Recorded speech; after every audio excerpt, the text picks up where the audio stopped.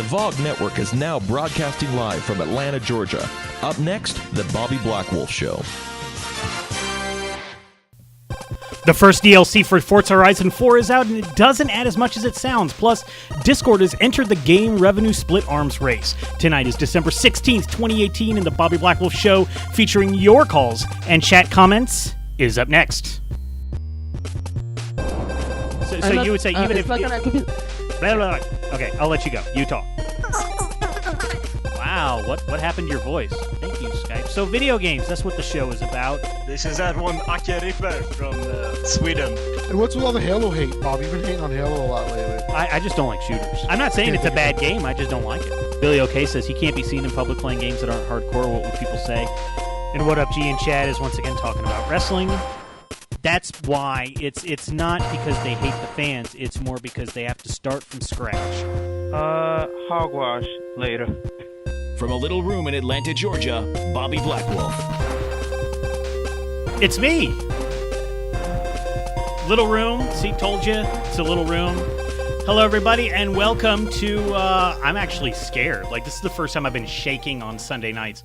Welcome to the first video live edition of the Bobby Blackwolf Show here on Twitch. This is where we discuss the current news affecting the video game industry, as well as sometimes reminisce about gaming's history. My name is Bobby Blackwolf. You're joining us live here at twitch.tv/VOG Network. Welcome. Head on over, go into the chat room. I'm going to be trying to read intelligent comments from chat throughout the night. And I understand this is Twitch. I understand that we're not on IRC anymore. We're on Twitch now. So I understand that. So I will try to read the intelligent stuff. And I am really excited that a lot of you have come here and joined us. It means a lot to me. So we are not at VOG Network. Well, we are at VOGnetwork.com. You should be able, if you go to live.vognetwork.com, the check-in page is still up. I'm not going to be reading that stuff. And we are still going to have the passphrase in the podcast for right now. But from now on, we are going to be in Twitch. You're going to be able to look at all this stuff. And you're just going to sit here and look at a white guy speak into a microphone that has too much cat hair on it. That's what we bring to Twitch. And so I do want to welcome people that are in chat. Breakman is here. Wacko DTL is here. Thank you so much. D5T, I hadn't seen that name in a while.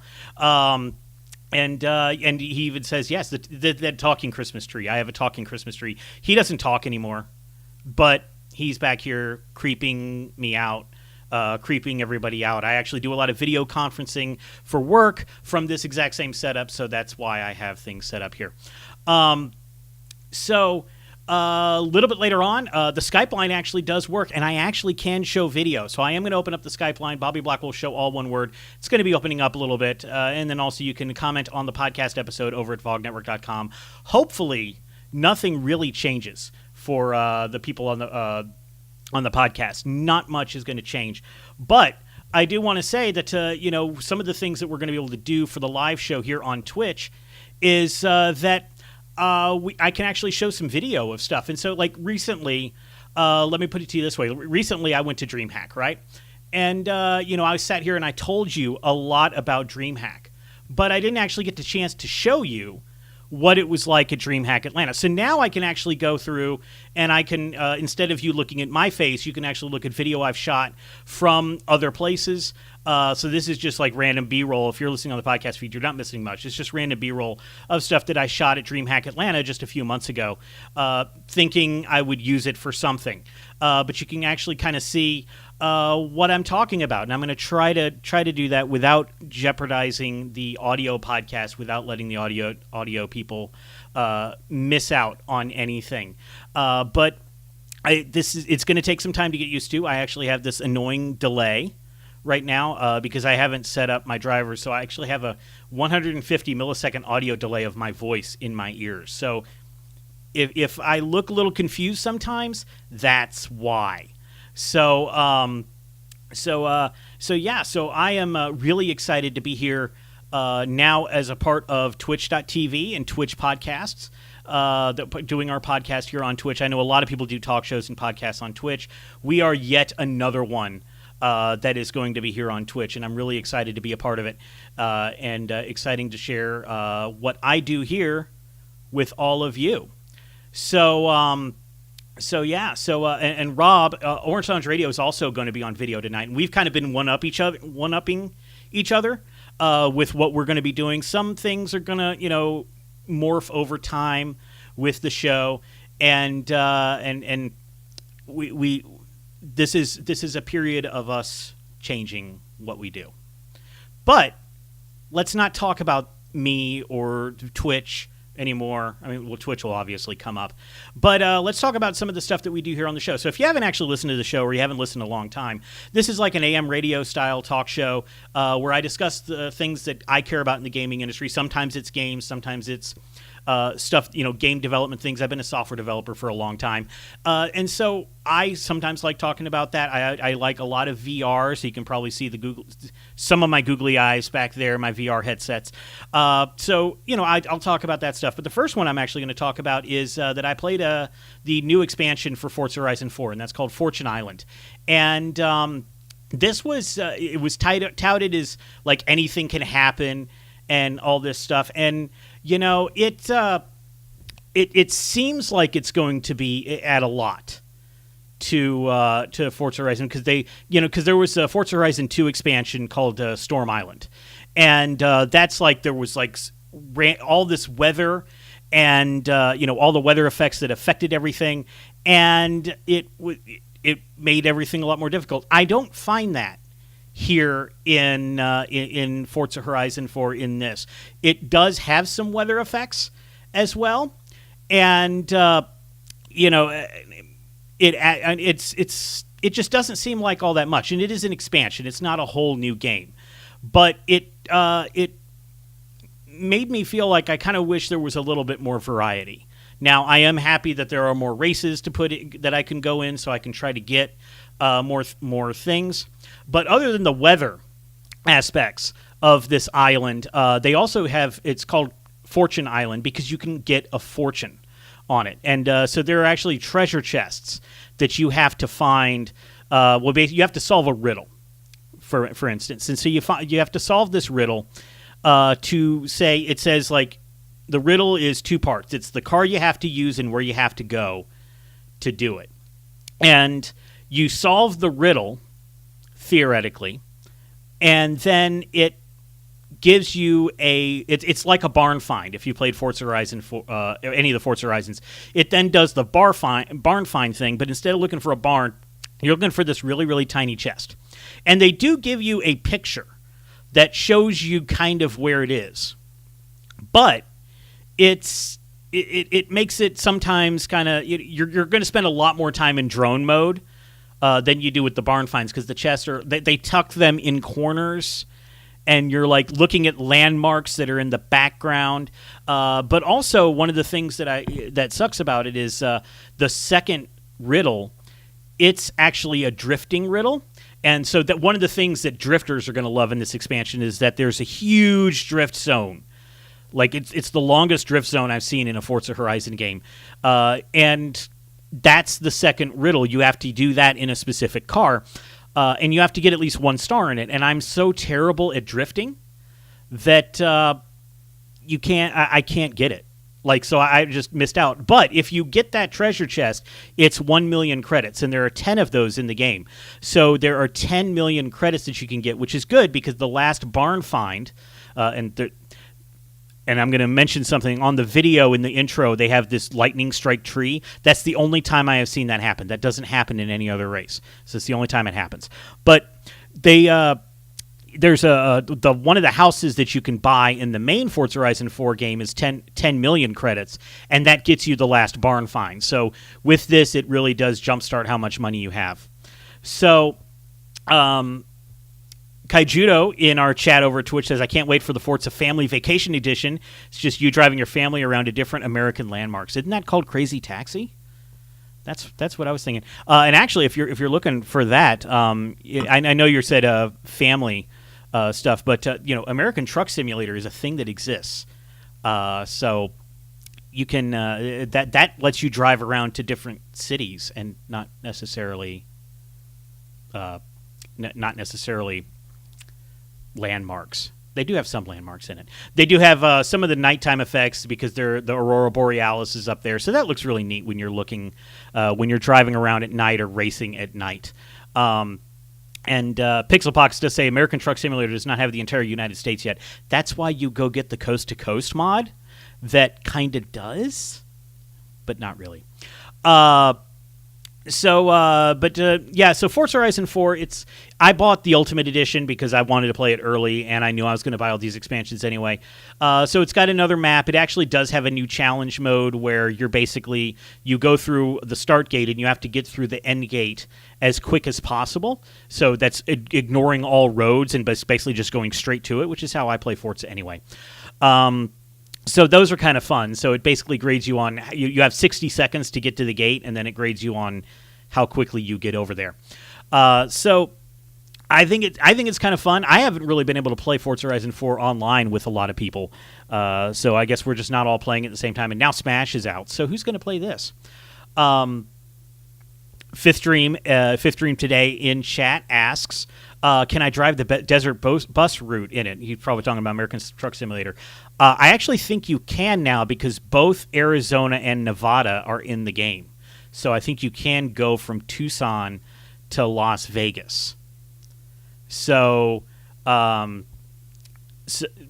you could theoretically do it. Not in this game. This game takes place in the UK. Very wet and rainy. And stuff, and here's on the Twitch feed, here's what one of the chests looked like. I didn't exactly hit it, but that's how small it is. You got to find that little thing, and then you smash it, and you get a whole lot of money. It's great. So Forza Horizon 4 came out. I am enjoying the Fortune Island expansion. It does look neat. It adds deer to the game, so that's what deer and chickens are the animals that you try to run over, and you can't run them over. But that's what you do. I'm only about quarter of a way through it, I think. I think I've gotten to I've solved the first 4 riddles, and there's 10 riddles. And so as you complete races, more of the riddles, more of the fortunes come up. And that's where you're really going to use a lot of your money. And stuff. But other than that, the races are pretty much like the races that you've already done, just through a different map. They have the whole blueprint sections so people can make their own routes. But it's an expansion, and it is kind of neat, but it doesn't add as much as I thought it would because not as many of the races happen in rain. And like I said, some of the weather effects that they show off in the intro, like a lightning striking a tree in front of you, that's the only time that happens. And that's it might happen if there's a showcase event later, which I don't know. I haven't unlocked any showcase events, but it might happen later. And I don't know. Pod Culture in our Twitch chat says, can't hit deer. I'm out. Totally unrealistic. I've hit a deer before. It's a video game. They all run away from you. It's fantasy. It's fantasy. Fifth Dream says, I've never paid attention to this game, but it does look a little bit more pleasant than the racing games I buy when they're on sale for $6. This is the good version. Like, this is the more friendly version of the game, of the Forza series. This isn't as hardcore and stuff, and it does look really pretty. Like, it does, like, it's in 4K HDR and all that stuff. So check that out if you are interested. If you already have the Ultimate Pass and you've already got the expansion pass, it automatically downloaded for you. So it's already there. You've already spent the bandwidth, the 7 gigs, to download it. So nothing should stop you from being a part of it. So I usually also talk about the news. And I talk a lot about VR, and I've covered this every once in a while on my podcast and stuff like that. But if you don't remember, ZeniMax, Bethesda, they own Bethesda and a bunch of other companies, sued Oculus because John Carmack, who used to work for id Software, went over and joined Oculus, and they were like, that's not cool. You stole our stuff. And there was stuff that went on with between judges and stuff, and it's finally over. The nightmare is over. So VentureBeat reports that finally bringing their extended legal battle over Oculus virtual reality technologies to a close, Facebook and ZeniMax confirmed today that they have settled their trade secret lawsuit for an undisclosed amount, a result that left them pleased and fully satisfied, respectively. First reported by CNBC, the settlement ends over 4 years of posturing and appeals that ensnared not only the companies but several of their key employees during the earliest days of VR commercialization.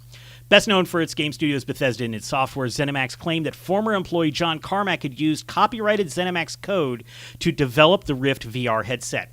It also said that Oculus founders Palmer Luckey and Brendan Arib had misused ZeniMax trade secrets and trademarks in Oculus development and marketing, dragging all of the individuals in the lawsuit along with Oculus's parent company, Facebook.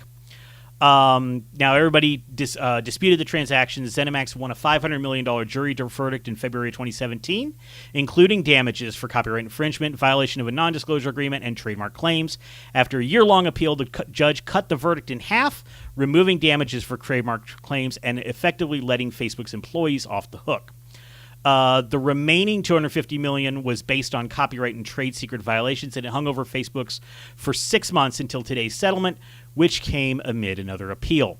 Through the terms of the settlement, though the terms of the settlement aren't public, they likely involve Facebook paying ZeniMax a further reduced amount in exchange for concluding the case.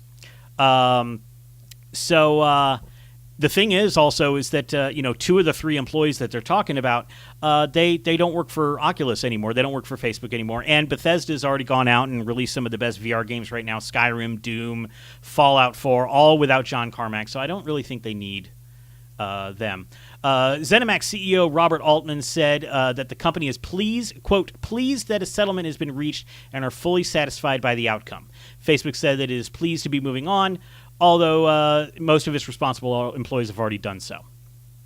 So, finally, that nightmare is over for them. I think ZeniMax would have left them alone if Facebook hadn't come in and bought them, but now that Facebook had the money, ZeniMax wanted the part of the money as well. So, Kaijudo says, so what does this mean for us? Can I still buy an Oculus Go? Probably nothing for the consumers as much, because Oculus was going to continue anyway, but it's less money they have to pay out to ZeniMax, and theoretically, more money they can spend doing R&D. I'm not saying that's actually what's going to happen. That's not exactly how corporate America always works, but theoretically, that's less money that they need to pay out. Or they settled for an amount of money and now it's just over and they can stop paying the lawyers and the lawyers can go make their money elsewhere. Having 978 in chat over says Facebook monies. That's right. So I'm happy to see that it's over, that the nightmare for Facebook is over. I'm a Vive person anyway, so good for them though. I am thinking about getting an Oculus Quest as well. Funnydale says, our national nightmare of billionaires suing millionaires is over. That is true. Actually, they're probably both billionaires. I think ZeniMax and Facebook are both billionaire companies. But it's one less thing that they have to worry about. Questbuster says ZeniMax could use that money to make sure that Bethesda's RPGs are no longer bug fests. This is true. They could. Or they could also check to make sure that their site didn't leak information and that their bags are actually made of canvas. That would be nice, wouldn't it? So the other story that I've got here, I'm actually kind of I'm going through this a little bit quicker than I usually do. I'm kind of interested. I'm kind of surprised at myself. So we've talked recently about how the Epic Games Store has they launched a store and they said, hey, we're going to give developers more money because Steam, the 800-pound gorilla in the room, has said we're not going to, we've got our cut and stuff. And then Epic Games said, hey, we'll give you more of the money. Well, now another company has joined into the fray. That's right. Another challenger has entered the arena. Discord, which we use for our chat. So if you want to actually chat with us during the week, we have our own Discord server, just like every other Twitch channel out there, apparently. VogNetwork.com/Discord. I'm going to get this right some point. I promise I am. So Discord, they're a Trojan horse because they first were like, we want to be better than Ventrilo and TeamSpeak and Mumble and whatever gamers used to chat online, to do voice chat. And then they took off with like the Pokemon Go community. They took off with Nintendo Switch players. And also for those of us like me who I use Slack a lot at work. So Slack is what I use at work.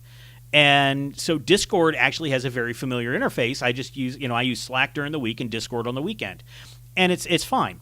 But they've realized they've got this Trojan horse now. Everybody's got a Discord account. Everybody's probably got a Discord client on their phone or on their app. And so they're like, oh, we could have a store. We could sell stuff and we could get money. And so they did. A couple months ago, they launched a store. Well, good news for developers is that Discord now wants to give more money to developers. Ars Technica reports that Discord has announced that it will start taking a reduced 10% cut of game revenues generated on its online store starting next year, one-upping the Epic Games Store in its recently announced 12% cut on the Epic Games Store. So Discord wrote in an announcement, quote, "We talked to a lot of developers, and many of them feel the current stores are not earning their 30% of the usual 70 to 30 revenue share. Because of this, we now see developers creating their own stores and launches to distribute their games instead of focusing on what's really important, making great games and cultivating amazing communities. Turns out it does not cost 30% to distribute games in 2018. After doing some research, we discovered that we can build amazing developer tools, run them, and give developers the majority of revenue share," unquote. So the Discord store, it has a tightly curated section of games. And also they have some, they actually even have some exclusive deals where certain indie games are exclusive to the Discord store and they promote them. Whenever you launch Discord, these games show up. So it's probably good news for developers that everybody, because competition is great for everybody. Now, not all developers are going to get the cheapest, the most money off of Discord because Unreal Engine 4 games, they take a 5% cut on top of what you have. So even though Steam is a 70 to 30 split, so 70% goes to the developer, Steam keeps 30%, then 5% of that actually goes to Epic Games. Whereas if you're on the Epic Games Store, they don't take that 5%. So really, if you're developing something in Unreal Engine 4, if any new developer is, and they're not developing in Unity or Monogame or ClickTeam Fusion or whatever, any of the other myriad of game engines out there, it's really still cheapest for them to be on the Epic Games Store because Epic Games Store will still only be, they'll still get 88%. Whereas even on Discord with the 90-10 split, it's 85-15. It's 85% really to the developer. 10% to Discord, 5% to Epic. So the issue here for consumers, okay, is that none of this is going to be viable until there's one place where you can see all your libraries. Because you're going to now have to remember, which store did I buy that on? And it's not an impossible problem to solve because video streaming has kind of solved this problem a little bit. You can now use, I'm going to say a word, you probably don't even remember this company still exists, TiVo. I still actually have an actual TiVo, not a DVR that I call TiVo, but an actual TiVo branded device. And I think Roku's do this as well. But you can search for something like a movie or a TV show, and it says, that's available on Amazon, Hulu, and Vudu or whatever other stuff. And so it's all consolidated. You don't have to remember where that game is, where that movie is, where that TV show is, where you go to watch it. Then you just say, I want to watch it, and it's like, all right, booting up Hulu because that's where it is. But this one, it's on Netflix, but it's the same interface. So it's not an impossible problem. But we're not going to the biggest hurdle here is thinking about the consumer. And until you can migrate your library or have all of your libraries consolidated in one place, because right now you already have to remember, is it on Steam? Is it on Origin? Is it on GOG? And now you've got Epic Games, which is the only place to get Fortnite, so that's why everybody has it, and Discord, and whatever else. I mean, itch.io has a storefront. So you got to start remembering all that. So the key here for a consumer is everything needs to be connected. We need to connect everything. Tiger Claw says he still used TiVo. Thank you, Tiger Claw. I'm glad I'm not the only one. And Kai Judo says Discord will have to invent time travel before I choose them over Steam, GOG, or even Origin. That's kind of that's interesting. I don't know why that's the only barrier. I guess he's I'm looking back through chat. So sometimes, like on the podcast, I would actually like look back through chat and sometimes be quiet, and I'm trying not to do that here. Kaijudo says he doesn't like Discord. He said it's a bad idea. I don't think it's a bad idea to give options. You just don't have to use it. I'm a big fan of having options, and I understand not everybody are. Not everybody likes there being options because that means that time is being taken away from the option you want to make options for other people, and I understand that. DC Nate says too many deals, too many stores, too many cooks, possibly. Pixelpaka says, I currently think the Discord client is getting cluttered with stuff that it was not made for.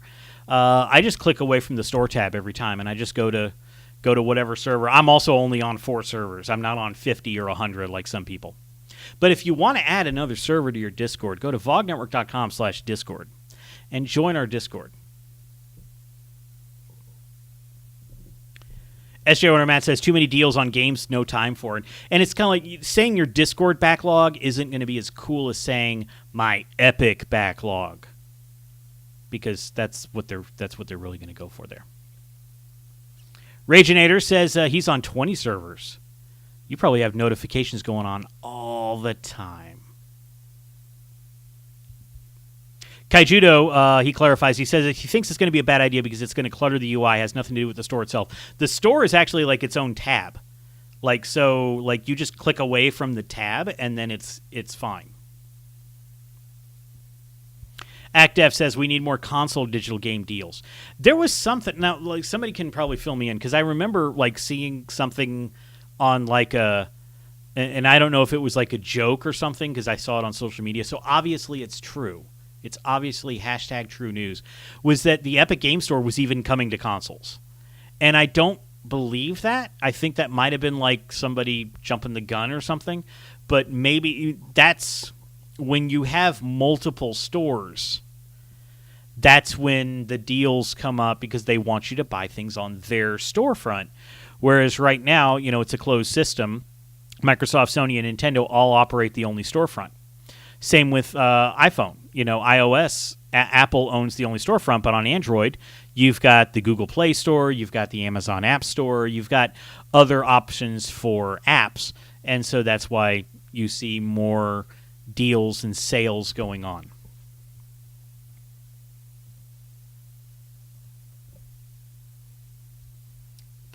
Rageaner does point out that every so often Humble Bundles have console game bundles, but it's not often enough.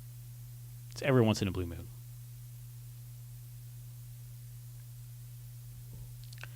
So I'm actually doing really good on time. Usually I overrun everything. I guess it might be part of this echo. I don't know. I mean, I've shut myself down a little bit. But what we're going to be doing here is I usually take a quick break just to rest my voice so I can kind of calm down and think about what I'm going to do next and just be silent for a little bit because that's always important. So we are going to take a quick music break. Usually I do not put these on the podcast, but for people that are listening live, what I'm going to be trying to do is trying to find stream-safe music so we don't get muted when the archive goes up. We really don't want to get muted when the archive goes up. So we're going to take a quick music break. So my tradition for the music breaks, this is the part that gets edited out of the podcast. My tradition for the music breaks in the month of December is that I play 8-bit Christmas music. Unfortunately, the 8-bit Christmas music I usually play gets flagged because they have the licenses with the proper people. They actually sell albums and stuff like that. So it gets flagged, and so we get muted if I played it. So I can't play that. But what I'm actually going to be doing is I'm going to be using OC Remix for my music break. And not every week we'll have a music break. Sometimes I'll have an interview, a pre-recorded interview, or something that's pre-recorded. But I am going to actually have a music break tonight. So I use OC Remix, and there's actually not that many good Christmas remixes on OC Remix. There's a couple, but not many. So, but what I am actually going to be playing tonight is from one of my favorite bands, the One Ups. They play at MagFest a lot. I saw them for the first time about 10, 12 years ago, I think, when not many people knew who they were. But they have a sleigh ride, mashing up Sleigh Ride with Super Mario World. And so I'm like, this is great. This is good. I can do this. So that's what we're going to play, courtesy of OCRemix.com. And I will be back in about 3 minutes or so. You're participating with the Bobby Blackwolf Show here on the Voice of Geeks Network at VOG Network.com and on Twitch.